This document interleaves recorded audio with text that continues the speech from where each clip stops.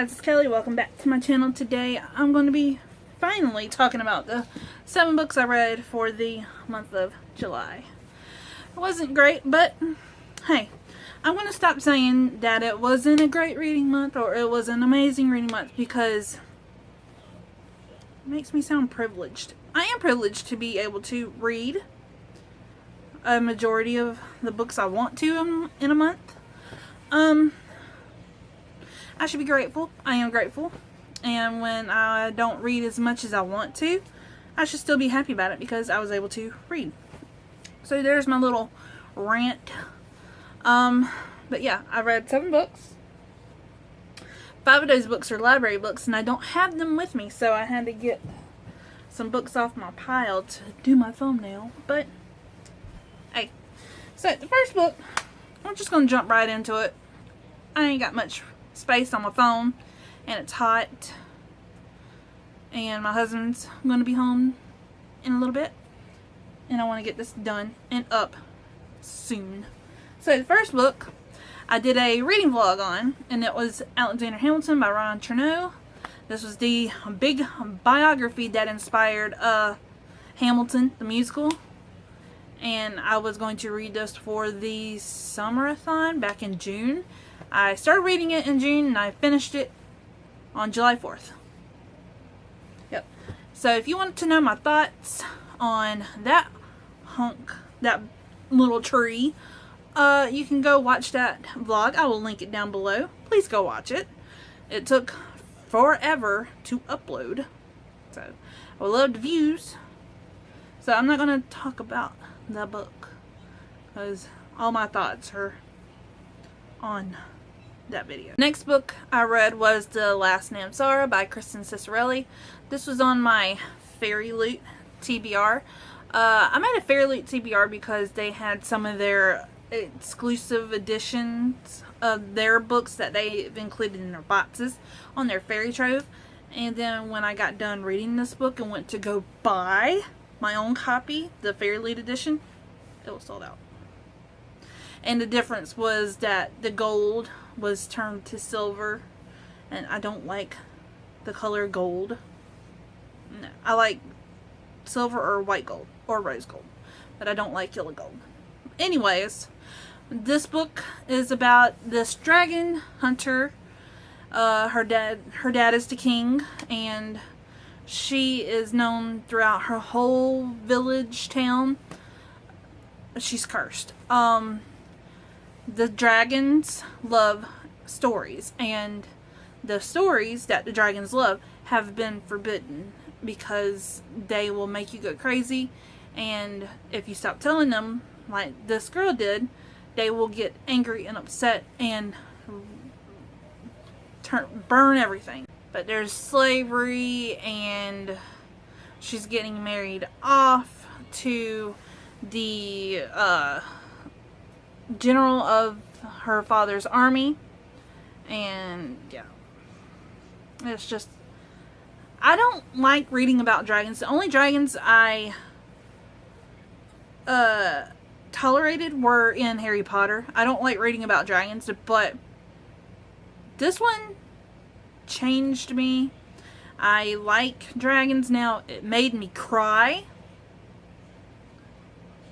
This book is a fantasy and it made me cry about a dragon, and I didn't like dragons. So I'm going to be picking up the second book, which is The Gilded Queen, and I'm gonna have to say something about the covers because the third cover for the third book, is just, it's got a face on it. It's got a full face on it. Keep the face off. Just a little disclaimer, if my thoughts seem all over the place and I keep looking this way because my yard, it's pretty outside, if you want to read about my thoughts instead of this rambling mess of words that are coming out of my mouth, all of my reviews are linked down in my blog. They're on my blog. See? Words. I don't know them. Yeah. I'm more coherent in those reviews. So if you want to read them and skip this video entirely, feel free to do so. But the third book that I read for the month of July was a nonfiction, and it was Walking the Nile by Levison Wood. I love Levison Wood. I love his documentaries on TV. I've only been able to see one legally. The rest were on Daily Motion. But the books are more like a companion to his documentaries. But the books come out before his documentaries. So back in 2013, 2014, Levison Wood, he decided to walk the entire length of the Nile River. He started in Rwanda, which is a controversial source.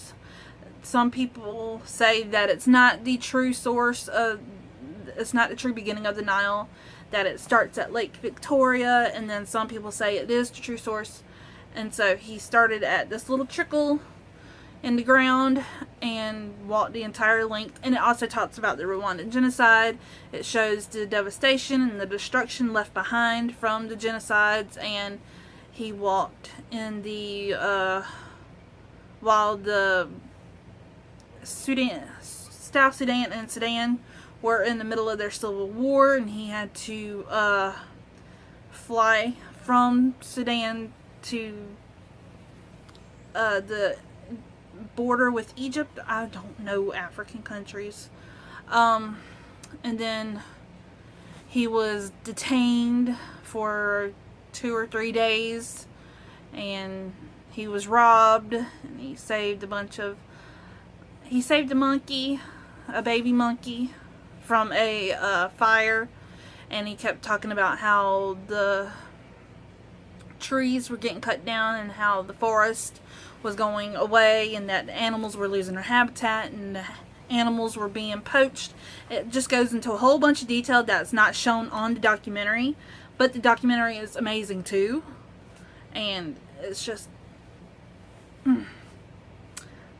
this guy, his documentaries and his books should be in classrooms. It should be. I learned more from the documentary and his books than I did in high school and middle school. So I gave this book a 5 out of 5. I read a historical fiction romance this month, and it was Curses and Smoke. It was by Vicky Alvier Schechter, and it was a novel of Pompeii. The girls learned about Pompeii, the volcano, last year, and I just wanted to read more about it, which is not, fiction is not accurate. So it was just like a little love story in a time of despair and destruction.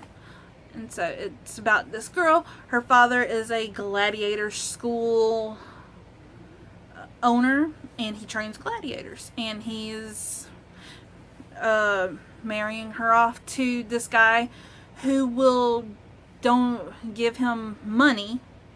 That's her dowry. A whole shit ton of money to put into the gladiator school. And her father is looked down upon because gladiator school is seen as a barbaric sport to the people of Pompeii. And then the love interest, he comes back from Rome and he wants to be a gladiator to earn his freedom. And he grew up with the daughter, I forget her name, and they get close, and her best friend is trying to find ways to get her out of her marriage, to marry her off to some other guy in Rome, because Rome is closer to Pompeii than, or no, Rome was so far away from Pompeii, and the guy that her friend wanted her to marry was in Herculaneum. And so, yeah. Also, this is one of the only books that I've read where one of the main characters actually dies, and the ending is not what you expect.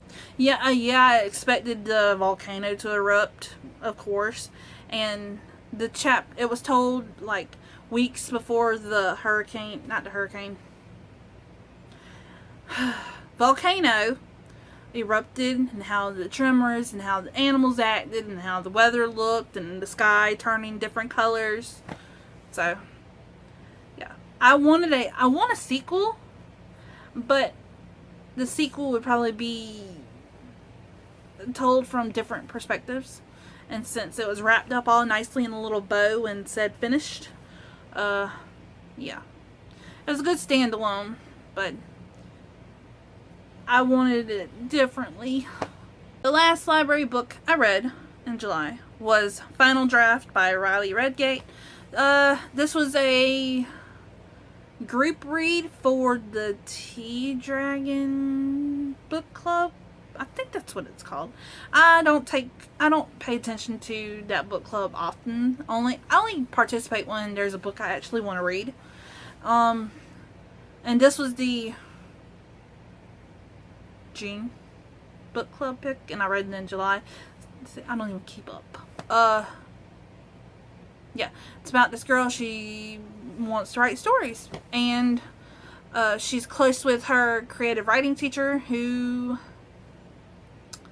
dies inevitably, and the substitute teacher is an award-winning author, and she should not be a substitute teacher because she fails the entire class and doesn't teach creative writing, even though she is an author. I had a hard time with this book.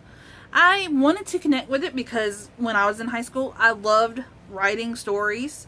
I loved creating stories. I still want to be a writer, but when it came time to pick my career, I wanted to go into sports journalism. I wanted to write about sports. I wanted to report for the Atlanta Braves. That's what I wanted in life until Sammy came along. That was my thing. So, but yeah, that's what I wanted to do in life. I wanted to live in Atlanta, report for the Atlanta Braves. But that's not the point. The point is that while I was reading this book, it seemed like the author she was trying to tell two different stories, and then one of the main story about the girl and her life and how she was trying to figure her life out. It won over the story that the girl was writing. It seemed like she was writing fan fiction, but then the author went, oh, well, scrap that and just keep going with the main character's story. Seems like she was trying to tell two different stories in one book, and then she got tired of going back and forth. Does that sound crazy? It sounds crazy, but it's what I thought. She's also a bisexual.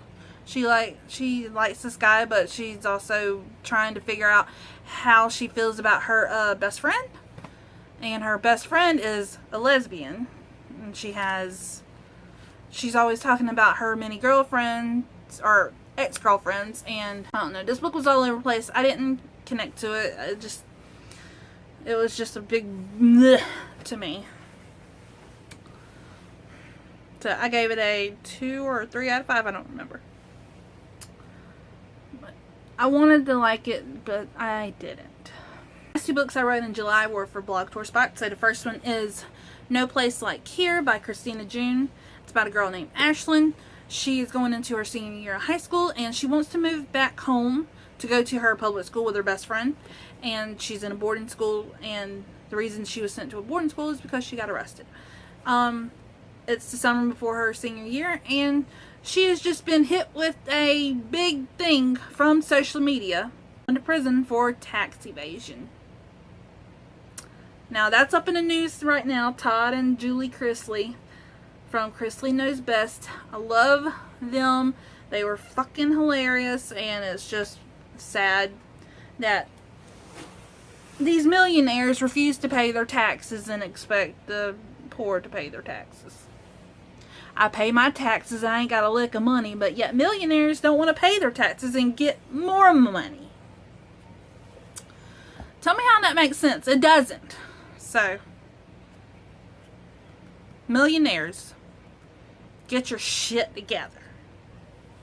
Pay your taxes. But anyways, her father, he's a control freak. and he sends her to this camp that his niece works at. Lynn is being sent to the summer camp to work at to learn leadership skills and to up her resume, because her dad is all about you gotta go farther in life. You can't, whoever you hang with, if you hang with trash, you're going to be trash. That's my philosophy. If you hang with rich people, you'll be rich. You know what I'm saying. So, and her summer changes. She finds out what she likes to do. She becomes like a little event planner after she's asked one day by one of the families staying at this camp what's there to do in the town, and she looks it up and makes them an itinerary, and she finds out that's what she likes to do all the time. She also with figuring out how she wants to stand up finally to her father. I want to read the other 2 books by this author because it was enjoyable. I flew through it when the other books seemed like they were sluggish. And the blog tour spot is on my blog. I will link it down below. And then the last one is Pretty and Punks Taani by Laurie Boyle Crompton. This book. No. This book was a nightmare. Literally and figuratively. Figuratively, because the girl is in a modern day Groundhog Day. Pretty and Punks Taani. What's it sound like? Pretty and Pink. I forget the girl's name.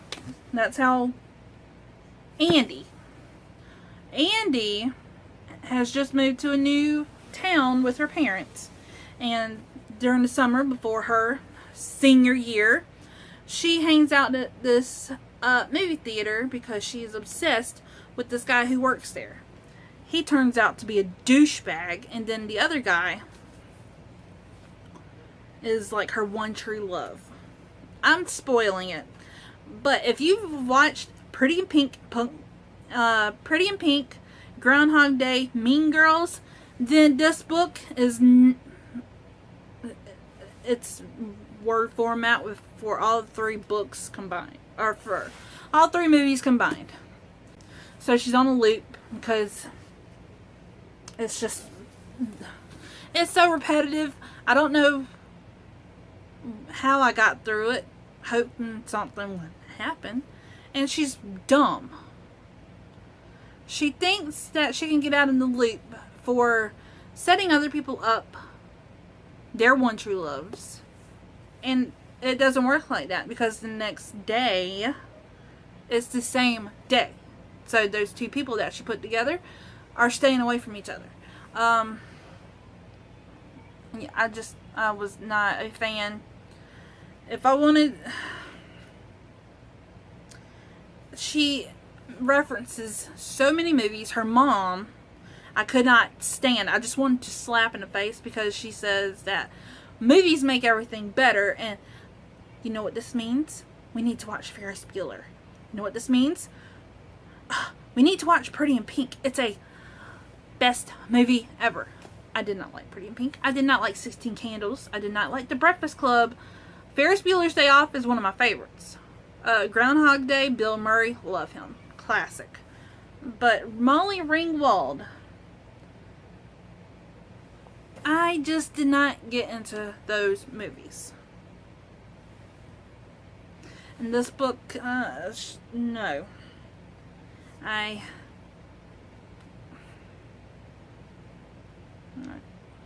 And she did the day over and over again so many times that she was trying to become something she wasn't, and she was getting good at it. Like, she tried out for the cheerleading team and learned a routine over and over, and she just tried to be something she wasn't. She's still trying to get the attention of this one guy who was not her true love, and then come to find out that she gets a brain fart and says, oh, this guy's my one true love, and goes after him. This book just pissed me off. I was bored. It was a blog tour spot.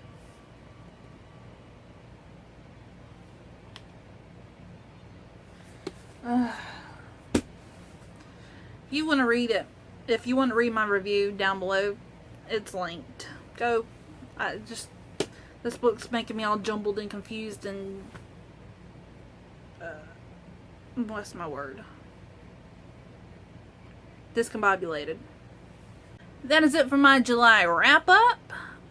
I'm sorry it's so late, but